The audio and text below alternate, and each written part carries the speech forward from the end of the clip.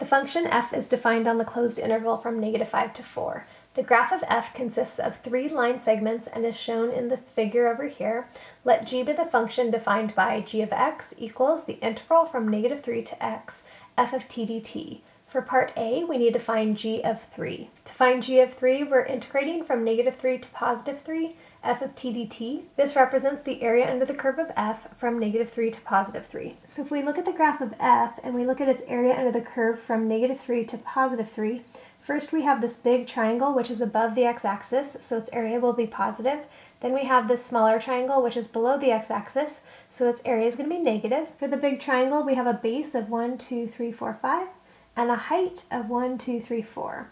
And then this triangle, your base is 1 and your height is 2. So I set up the areas. You have 1/2, the base is 5, the height is 4, and then -1/2, base is 1, height is 2. And our final answer is 9. Part B says, on what open intervals contained in the interval from -5 to 4 is the graph of g both increasing and concave down? Give a reason for your answer. First, for increasing, we want to take the derivative of g. So the derivative of g, because g is the area under the curve of f from -3 to x, we're going to take the derivative using the fundamental theorem of calculus. These limits are in the right order, the constants on the bottom, the variables on top. So when we take the derivative, we're going to take this x and plug it in. So g prime of x is going to equal f of x. So I have that written here, and we want to know where g is increasing. So we want our derivative to be positive. So we get f prime of x is greater than 0. So looking at our graph of f, we can see that f is above the x-axis, or positive, from -5 to -3, and then also from -3 to +2. So I wrote that out. We have the interval from -5 to -3, and then also from -3 to +2. For concave down, we want to look at the second derivative. So we have g double prime equals f prime, and for concave down, we want g double prime to be negative. So I set this less than 0. So f prime is going to be the slope of the tangent line of f. And we want to check where that is going to be less than 0 or negative. So here you have the graph of f. Right here, f prime would be negative, and then also over here, f prime would be negative. Another way to think of this would be f prime negative or decreasing.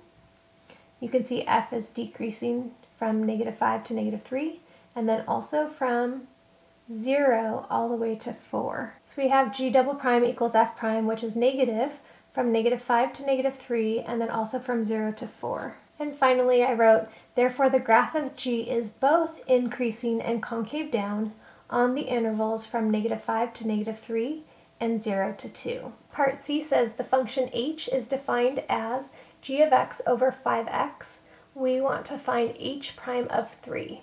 So to take the derivative, because you have a function on top and bottom, we're going to use the quotient rule. To apply the quotient rule, I always use low d high. So we have low, and then d high is the derivative of the top, and then minus high d low, all over the low squared. And now we're going to plug in 3. So I plugged in 3 for all the x's, and then we just need to evaluate this. Remember, g prime is equal to f. We're going to look at the graph to find f of 3. So f of 3 is -2. We found g of 3 in part A, and your final answer is -1/3. I just want to point out that because this is a free response question, if this was an actual AP Calculus exam, as soon as you plug in the values for f of 3 and g of 3, right here, you could leave your answer in this form and get full credit. Part D says the function p is defined by p of x equals f of x squared minus x.